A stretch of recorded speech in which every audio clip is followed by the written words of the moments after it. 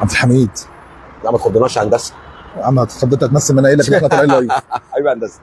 هو ايه ده وايه ده؟ قلت لي في فرق شاسع في الاسعار وفي الجوده. تمام. بس للاسف المنتج مش معروف، فالناس يعني مش بتستخدمه. بص يا هندسه مبدئيا كده الزيت ده الاصل ده زيت، ده مصنع خصيصا لللكسس والتويوتا. تمام. ده كده مصنع في الامارات بتسريح من شركه تويوتا في اليابان.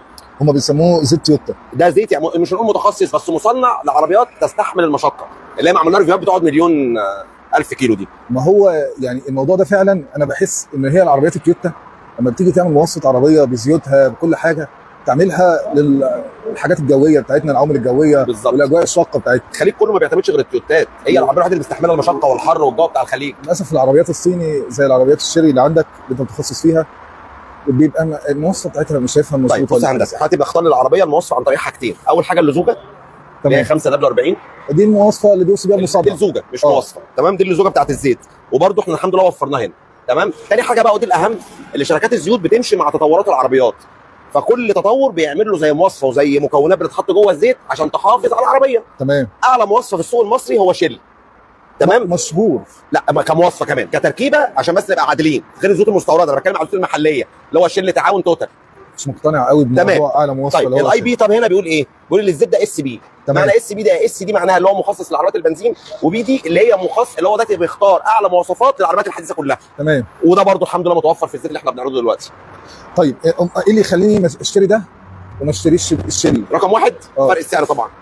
فرق السعر. احنا بنتكلم ان اللتر عامل 350 جنيه، يعني الشركه بقت عامل 1400 جنيه. ده مصروف عليه كتير قوي في الدعايه والتسويق.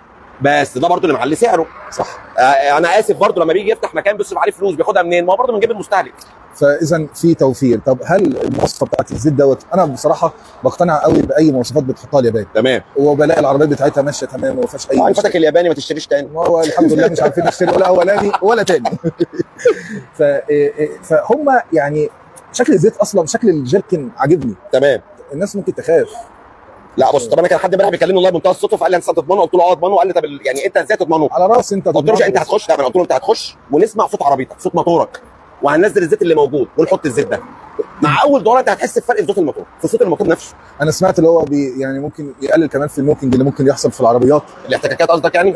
النوكينج اللي هي التسقيفه واحنا طالعين بالعربيه. هو ده برضه ده ناتج عن الاحتكاك. يعني فالحراره بتاعت العربيه بيأثر فيها الزيت، فبالتالي بتقلل من النوكينج. دي برضه حاجه محترمه. الداتا شيت بتاعته بتقول اللي هو اعلى من الداتا شيت بتاعت الشل. مش عايزين نقول كده عشان لو قلنا كده الناس هتهاجمنا، هيقول لك انت عشان تبيع منتج فبتبوظ منتج. لا، انا الشل مش وحش.